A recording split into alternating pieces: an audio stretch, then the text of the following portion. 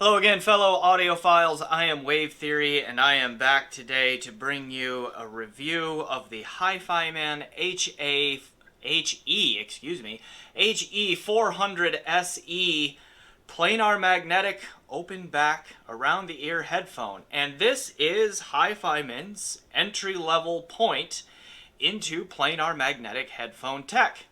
And this one, I am not quite sure whether this is the V1 or the V2. The box that this came in just said HE400se. I have seen someone post on the Headphone Facebook page that their box specified V2. This one doesn't, but in either case, the owner's manual and the box that it came in specifies that this is a Stealth Magnets edition. So we have an entry-level planar magnetic full-size headphone that is open back and has HiFiMan's Stealth Magnet technology in there. So this lists for $150 US. It is on sale currently on HiFiMan's website, which I will link to down below in the description for $109, which is a very attractive price point. So let's talk about this thing here a little bit. Quick reminder, if you like what I'm doing here on this channel, please remember to like and subscribe and do all of those things that you do to support YouTube channels. All right, now, this product is interesting in several ways. I just talked about how cheap it is, and that it is an entry point into planar magnetic headphones, into audiophile headphones, really. It's one of the many entry points that one could think about. And then, of course, it's evidence that HiFiMan's Stealth Magnet tech has trickled down to this level. Now, this came to me brand new in the box from HiFiMan. HiFiMan reached out to me, it's been several weeks ago now, and just asked if I wanted to do reviews for them. I said sure. They sent me this in the Edition XS, which I have already reviewed, and I can link to that in the description below as well. But outside of sending me these review units, they have made no attempt to influence my opinion in any other way. Okay. I will probably also put a link to where you can buy this on Apos's website as well, and that will likely be an affiliate link. So if you like the price from Apos and you want to help support me, click that link to buy this, and I might get a couple bucks back. But, you know, if you don't do that, I will never know unless you tell me. So, whatever. Okay. Back to the headphone itself, then. The sensitivity and the impedance on this. Let's see, the impedance, it is actually on the box, which I have right here. The impedance is rated at 25 ohms. The sensitivity is rated at 91 decibels per milliwatt. And then the weight of this thing, they claim, is 390 grams. And that probably feels about right to me. I think that's fairly accurate. So those numbers are interesting. That's fairly low impedance. It's not horrible sensitivity, but it's also not great sensitivity. So we are going to need to talk about powering this thing here at some point too. Now, the takeaway that I have on this headphone, it kind of exists in two parts. And so I will just go ahead and get that out of the way here, and then I'll go into explaining why I say this. For the money, let's just even consider it at $150, 149 US for its MSRP, even though it's currently on sale on the HiFiMan website for $109. Okay, link below. All right. This probably is the best sounding headphone out there for that price. There are a ton of headphone options out there around $150. I have not heard all of them. But I would be very, very surprised if in just raw, pure sonic performance, any of those can beat this one. This one does some pretty remarkable things at that price point. But, and I think you knew that was coming the way I was talking, but there are some quirks here that give me pause in giving this an across-the-board glowing recommendation. And so we will get into that too. I'm going to start with the good, talk about its sound, and then we'll get into why you might want to pause before jumping on board with this thing. Okay, so here we go. Let's get into the good side. We can talk quickly about build. The build is fine for a unit of this price. It feels fairly well made. It has the new style headband here with just a little bit of cup swivel here. We get this telescoping mechanism here for the head size adjustment. It's not, I mean, you can tell I'm fighting it a little bit. So it's got some good resistance in there. And it will stay in place pretty well. But adjustment is not necessarily the easiest, but it works. Plastic material here. I think this yoking is aluminum. Okay, and then we have the dual 3.5 millimeter cup entry. Now, HiFiMan's build quality control has been a point of contention, let's say, historically. They have in the past struggled with that, but this unit, anyway, seems pretty well made. It doesn't feel chintzy or anything like that, and I have had no build quality complaint issues with it. This one is, the headband, it does create a bit of a problem. When I put this on and wear it for a long period of time, even though it's not super heavy, I do get a hot spot on the top of the head after a while. That is very similar to this guy. This is my HE400se V2, also from HiFiMan, and this is much heavier than the 400se. And so the hot spot, again, it happens right here where the top or the headband meets the head, and it happens very quickly on this headphone because of its weight. Not as quickly on this one, but it definitely still happens after a bit. So there's a comfort issue there. Contrast that with the Edition XS, where it has the same headphone or same headband, but like because of the egg-shaped cup and just all that, like it sits a little bit differently for me, and so I don't get that feeling up at the top of the head like that I do with these two. So keep that in mind. That comfort could be an issue for some because of the headband system here. All right. So with that out of the way, the sound. I mean, I already said, I would be very, very surprised if you find an all-around, higher-performing headphone at this price point. It might exist. I just can't name it right now, and nor do I know of a contender where I would be like, oh, it's probably that one. I've heard a good number of headphones like in that price range. Like, you know, I heard or I owned for a while the Duconi Blue, which is a Fostex T50RP mod, and I did pad rolling and all that kind of stuff for that. And to my memory, this is going to outperform that. Let's see, I've heard the HE400se, I owned that for a while. What else has been in there? I've heard a lot more, like closer to $200 headphones. I even picked up an HD58X from Massdrop Sennheiser recently. There's a seller on eBay that had several of these in new condition, which seems fair, for about $135, and I can put that link down there too. And you know, I got these out to listen, and just straight up, the HiFiMan, like, just all around outperforms sonically the 58X. And the 58X is often recommended as like one of the smart entry points anyway into our headphone hobby. And honestly, it's not particularly close. The HE400se can run way ahead of this one in all-around performance. So, like, it's got that warm V kind of signature that HiFiMan has been doing. Like, it sounds signature-wise close to the HE400se V2. It's also reminiscent of the XS and just kind of that slight V with a little bit of warmth to it. Now, this one does not do bass extension as well as the XS or the HE400se V2. So that means because of its price point, that's one thing where it doesn't stack up as well to its more expensive brethren there, but it's pretty good. Like, it bests this in bass extension.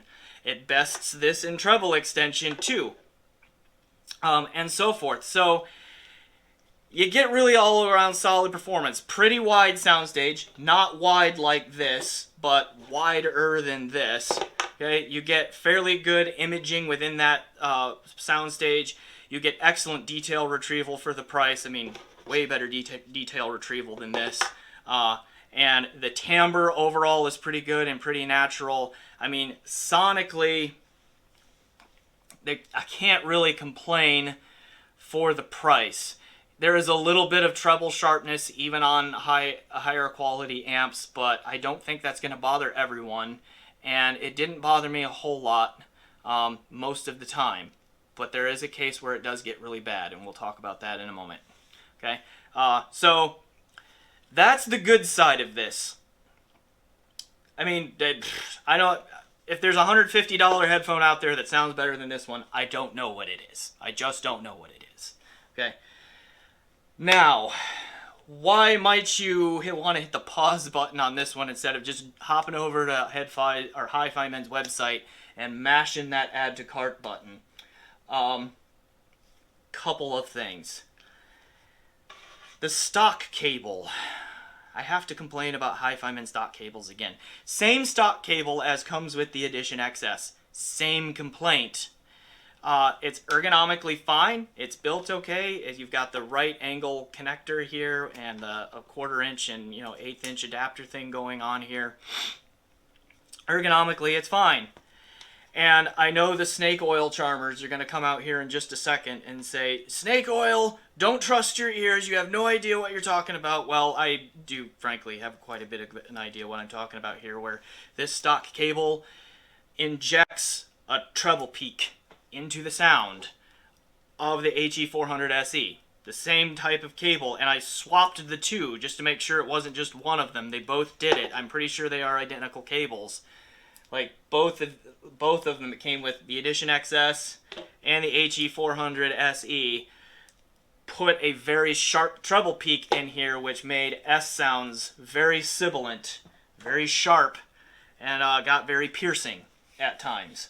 So, I mean, at $150 or $109, that cable, it creates a problem. And the thing is like, you get any kind of cable, even a very reasonably priced aftermarket cable like Hart cables. Okay, this helps tame that treble peak. It really does. Okay, and I know people are not going to believe that, but try it. Just try it. Okay, it's not hard to miss. Yeah. Okay, this did a pretty good job. To get a Hart cable that works with this, though, you're probably still looking at $60, $70, which for a cable is quite reasonable, but is more than half the price of this, especially at the $109. So that's one thing to keep in mind, and I'm just going to say to HiFiMan again, please, let's get these stock cables under control. They are not sufficient for your lower end stuff. They do bad things to the sound. You get into your higher end stuff and you get those rubber tube things going on and they are just stiff and icky and ergonomically awful.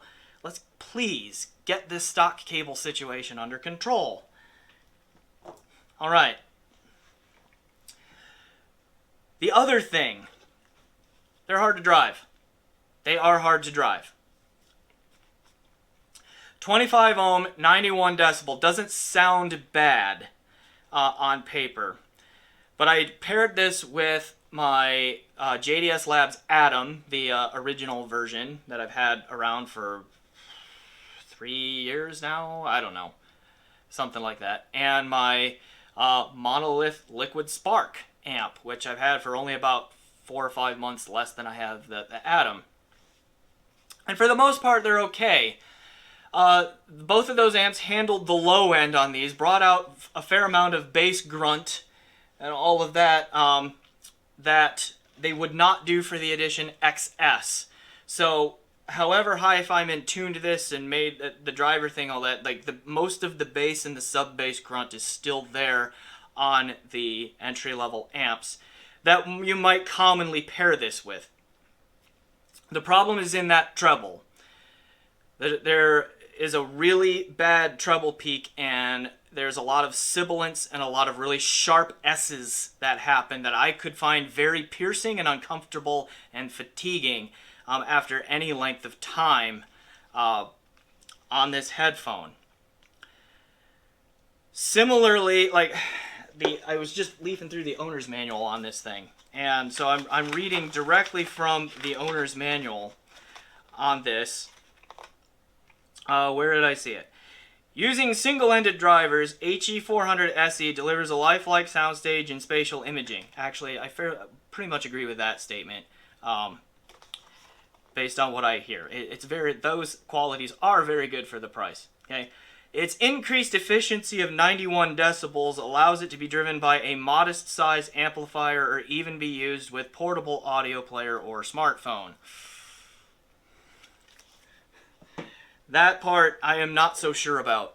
I got my Canon N6 Mark II out with the EO2 module. It's got the balanced 4.4mm connector, so I had to use my heart cable for it. But even with my heart cable, which helps control that treble peak, this thing, let's see, where am I set? High gain, volume level 90 out of 100.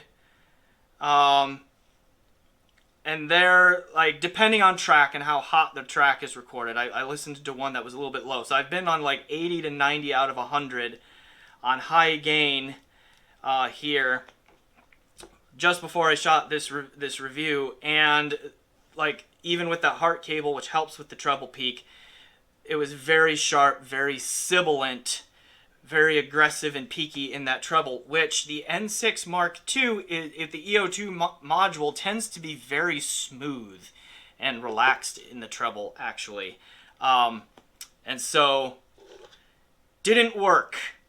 Unfortunately, my smartphone is one of those that doesn't have a little headphone jack out on it anymore, so I didn't check that. But based on what I was hearing from the Atom amp, the Liquid Spark amp, and my N6 Mark II, consistently getting that really aggressive treble peak in there, I'm going to say that it probably not on most mobile transportable amps and so forth, unless you just really like that super bright sounding treble-y sound. It bothers me after a while, so and I know there are lots of treble sensitive people out there, but you know, you get the sharp S's and all of that. So that's where we are with this headphone. It can sound great. I put it on my Asgard 3 amp, sounds pretty good. It scales up like crazy. Put it on my Lake People G111. And I think if you saw a post that I put up recently, I have a Matrix X Saber 3 DAC in that Apos sent me for review. Running that DAC through my G111 amp or even my Vielectric HPA V281 amp, like, this thing can really light up. You can hear texturing and imaging and staging and detail retrieval that you just don't hear at this price point. But that stuff does not come out nearly to that extent. I mean, we shouldn't expect it to sound as good on entry-level electronics. The DAC I used was the Topping D10 with the Liquid Spark and the Atom amps. Okay, like, you don't really get that fine stuff coming out, which is understandable to a degree on that signal gear, but then that problem of the treble peak comes in. And it gets bad. So, yeah. To sum up before I started rambling again, sounds great. Can sound wonderful. If there is a $150 headphone with a higher performance ceiling than this one, I don't know it, and I don't know of it. There are some comfort issues. There are some drivability issues. And then that stock cable leaves a lot to be desired. And unfortunately, like, just adds to the price of getting into this and making it a comfortable listen in most situations with most amps that it's likely to be paired with at its price. Okay? So there we go. That is my take on the HE400se. So my challenge to HiFiMan is good job on the overall sonic capability. Now, let's make it actually drivable by portable devices or entry-level amps, that can be found around that $100-ish price point that you're likely to be pairing with a headphone that costs $150. All right. I am Wave Theory. This has been my review of the HiFiMan HE400se headphone. I hope that was helpful to any of you out there who are looking to get into the headphone market, the audiophile headphone market. I will probably do a review of the 5.8X when I get a chance. I also have the Grado SR80X around, it's across the room. Okay, around 2 that I can do a review of, and then have some recommendations and thoughts on what you can do to get into the audiophile headphone game. And then for those of you who have seen me do a lot of higher end reviews, don't worry. I just mentioned that Matrix DAC that I have in. I also have the final D8000 Pro in and the ZMF Verite closed in for review. So those coming up in the near future too. So again, I am Wave Theory. Thanks for watching my review of the HiFiMan HE400se. Thanks again to HiFiMan for sending this out for a review. And as always, enjoy the music.